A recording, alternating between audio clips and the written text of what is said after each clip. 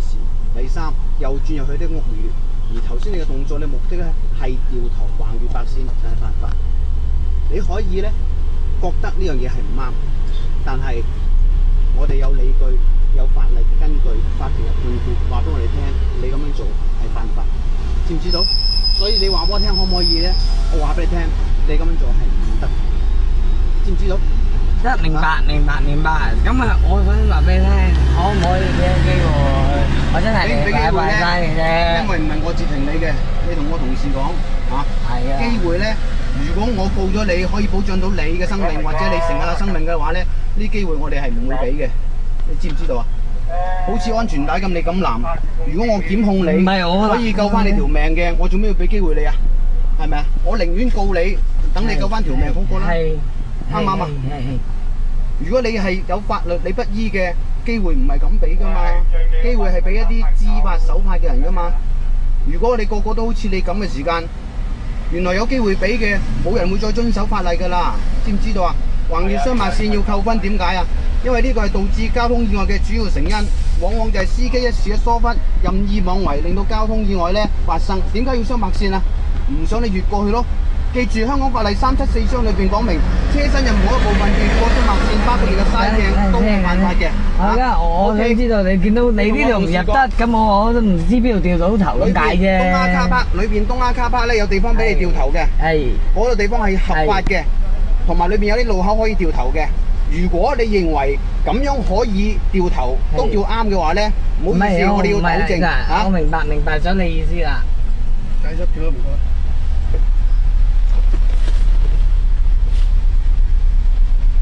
嗱，媽咪啊，有人唔俾我哋拜你啊，出場喎！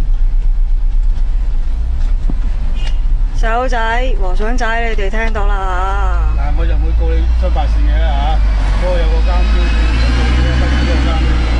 OK。你哋喺下面咧聽到啦，係佢唔俾我哋拜你嘅咋。影住啊！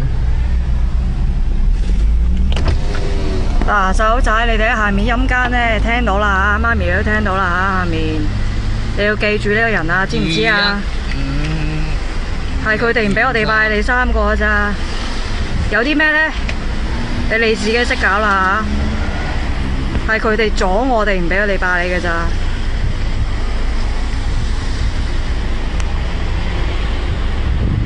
你認住呢個人啊，細佬仔、媽咪、和尚仔，你哋聽到啦。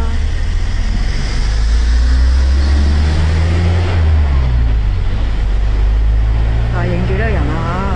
不過我知媽咪、細佬仔，你哋一定喺我哋架車嘅。點會唔認得？實知㗎。實知啊！你哋喺下面咧，你哋想點都得㗎啦。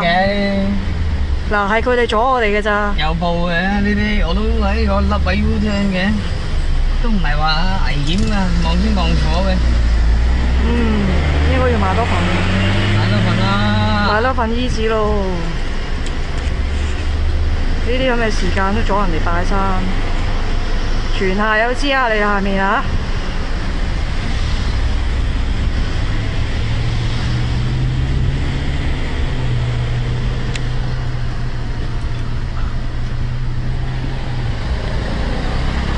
好低啲，好，我真係聽過啲。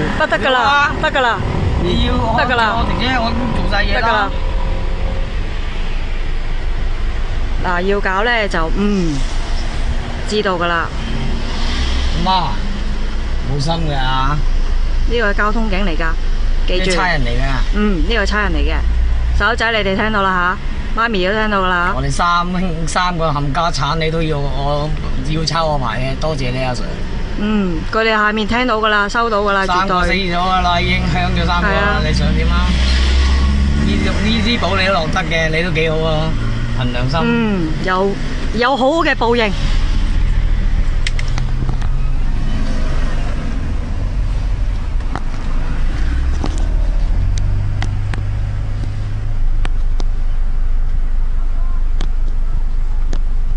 仲有呢一班差人啊，你記住啊，佢哋交通警嚟㗎，行嚟行去冇用㗎，避鏡頭啊！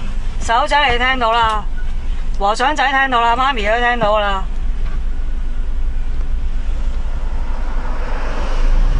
佢哋阻我哋唔俾你拜你嘅咋。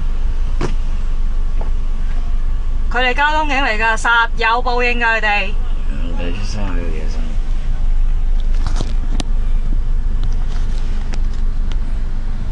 你冇確保你嘅車咧係妥當同埋冇問題嘅。我租車，首先第一，點解呢度會咁樣嘅？我租車就係咁噶啦。係係啊，記住香港法例374章 D 的士或者職業司機要負責嘅話咧，所有嘅車輛咧必須要佢雞單裏挑骨頭啊，媽媽啊！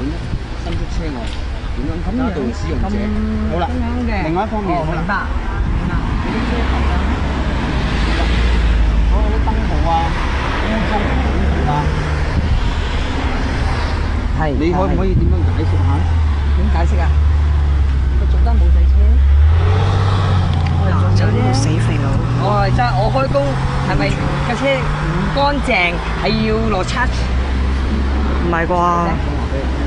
難道你哋架車都阿 Sir 係咪污糟咗架車咧？就唔係話架車咁惡死？撞咗人哋拖車，人哋行緊撞完之後，唔係話你哋都要我哋行嘅，話我個分把甩咗咁樣叫做要落測。媽咪和尚仔行得街㗎同埋細佬仔，你聽到啦，陰間全係都知啊！而家有冇難啊？